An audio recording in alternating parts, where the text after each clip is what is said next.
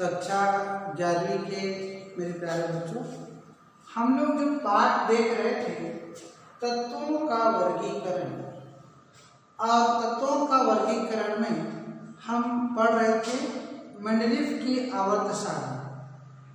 Mendeleev की आवर्त सारणी का आधार क्या है?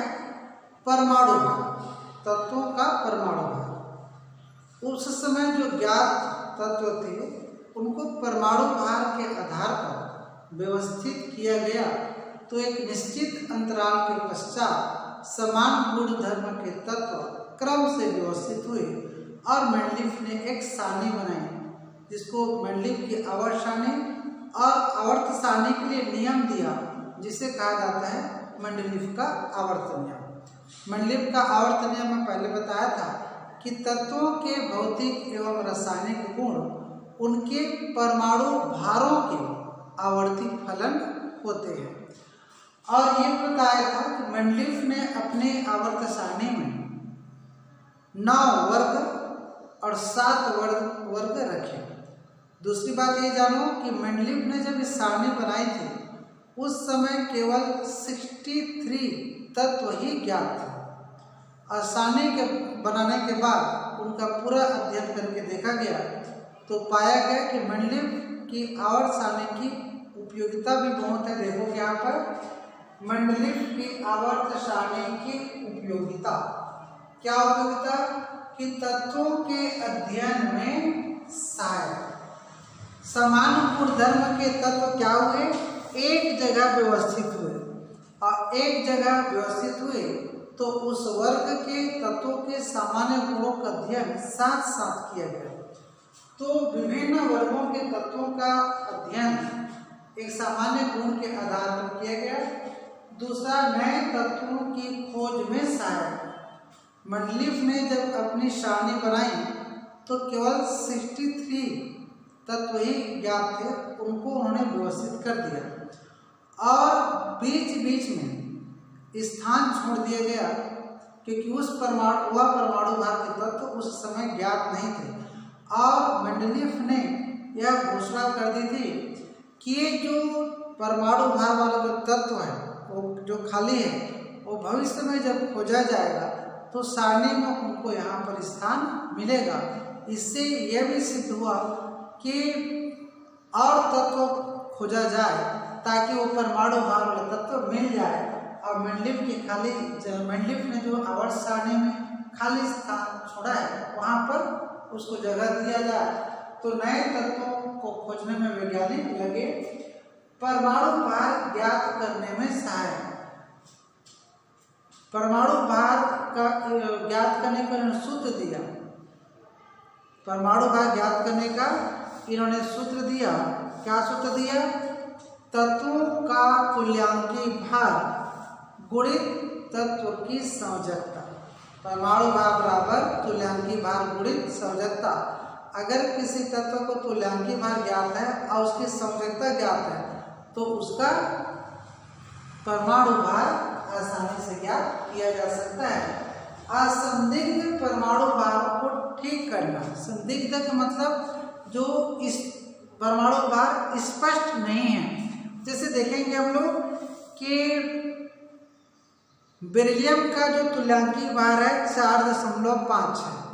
बेरिलियम का तुल्यांकी भार 4.5 है। बेरिलियम के जो गुण है एल्युमिनियम के समान होने के कारण बेरिलियम को त्रिसंयोजी माना गया, उसकी संयोजकता 3 माना गया। और परमाणु भार बराबर तुल्यांकी भार गुणित संयोजकता, तो परमाणु भार तुल्यांकी भार 4.5 और संयोजकता कितना माना गया?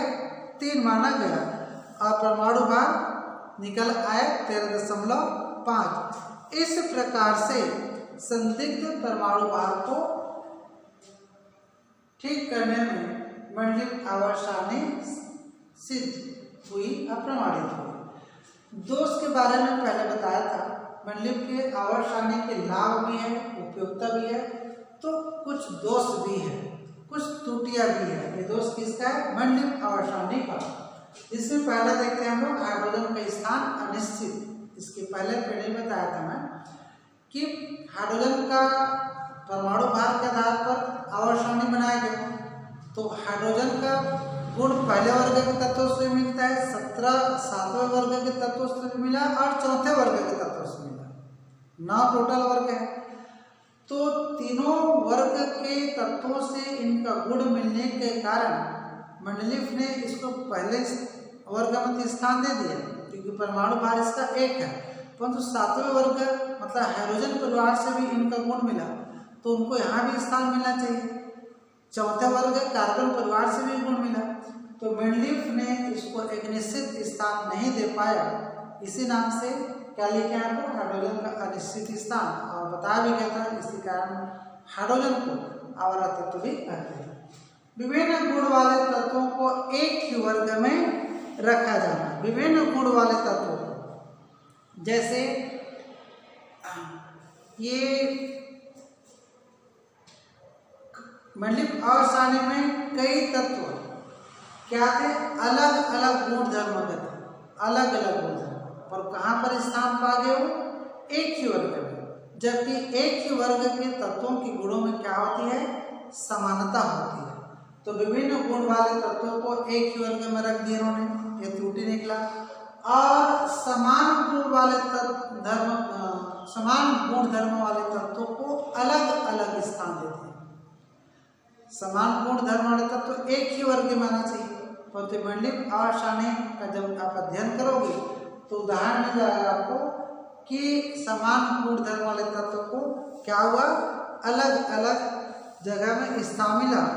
जैसे कॉपर और मरकरी के गुण क्या है, समान है, परंतु आवर्त सारणी में उन दोनों को अलग अलग वर्ग में स्थान मिला। समस्थानिकों का स्थान है। समस्थानिकों के बारे में जानते हो आप लोग परिभाषा कि 2 या 2 से अधिक ऐसे तत्व जिनके परमाणु क्रमांक समान किंतु परमाणु भार भिन्न भिन्न होते हैं, एक दूसरे के समस्थानिक कहलाते हैं। चूंकि मेंडलीफ आवर्त सारणी परमाणु भार पर आधारित है, मेंडलीफ आवर्त सारणी परमाणु भार पर आधारित है और समस्थानिक समान परमाणु क्रमांक वाले तत्व परमाणु क्रमांक के आधार पर। जैसे हाइड्रोजन के 3 समस्थानिक है, प्रोटियम, ड्यूटेरियम, ट्राइटियम, तो वो एक ही स्थान पे है और सबका भार, प्रोटियम का 1 भार है, ड्यूटेरियम का 2 है और ट्राइटियम का 3 है। तो परमाणु भार के आधार पर इनको अलग अलग स्थान मिलेगा। किस आधार पर, मेंडलीफ आवर्त सारणी के आधार पर। परंतु परमाणु क्रमांक 1 है तो इसके कारण समस्थानिकों को स्थान मेंडलीफ ने नहीं दे पाया और अक्रिय तत्वों का स्थान नहीं है। 8वें वर्ग में, आधुनिक में 18वें वर्ग में हीलियम, नियान, आर्गन, क्रिप्टॉन, जिनान, रेडॉन एक ऐसे तत्व है, अक्रिय तत्व है। अक्रिय तत्व माने उत्कृष्ट तत्व, निष्क्रिय गैसें। इन गैसों की संयोजकता क्या है, इन तत्वों की संयोजकता क्या है, 0 है, क्योंकि इनका अष्टक पूरा है। बाहरी कक्षा में जो इलेक्ट्रॉन चाहिए वो पूरा भरा हुआ है, तो ऐसे तत्वों को कहते हैं अक्रिय तत्व। मेंडलीफ ने इनको भी स्थान अपने आवर्त सारणी में नहीं दे पाया। इस नाम से ये इसको त्रुटियां भी निकली। इन्हीं त्रुटि को दूर करने के लिए मोसले ने आवर्त नियम दिया और उस आवर्त नियम की परिभाषा या आवर्त नियम कि तत्वों के भौतिक एवं रासायनिक गुण उनके परमाणु क्रमांकों के, ध्यान दो, मेंडलीफ ने परमाणु भारों के आवर्ती फलन होते हैं ये दिया, क्योंकि परमाणु भार को आधार माना। और मोसले ने क्या किया, परमाणु क्रमांकों के आवर्ती फलन होते हैं। परमाणु भार मेंडलीफ, मोसले ने परमाणु क्रमांक। तो तत्वों के भौतिक एवं रासायनिक गुण उनके परमाणु क्रमांकों के आवर्ती फलन होते हैं, अर्थात परमाणु क्रमांक को आधार मानकर सारणी बनाया गया। तो इसे मोसले का आवर्त नियम, इसी को आधुनिक आवर्त नियम भी कहते हैं। और इसी आवर्त नियम को आधार मान करके बोहर नामक वैज्ञानिक ने आधुनिक आवर्त सारणी बनाया। उस आधुनिक आवर्त सारणी में 18 वर्ग रखा गया और 7 आवर्त ध्यान दो, आधुनिक आवर्त सारणी में 18 वर्ग और 7 आवर्त और नीचे दुर्लभ मृदा तत्वों को रखा गया, दुर्लभ मृदा तत्वों को रखा गया। इस प्रकार से आधुनिक आवर्त सारणी प्रारंभ हुई और अब हम लोग नेक्स्ट पीरियड में आधुनिक आवर्त सारणी का विस्तार से वर्णन करेंगे और मंडलिक आवर्त सारणी में आप लोग इतने तैयार करोगे। धन्यवाद।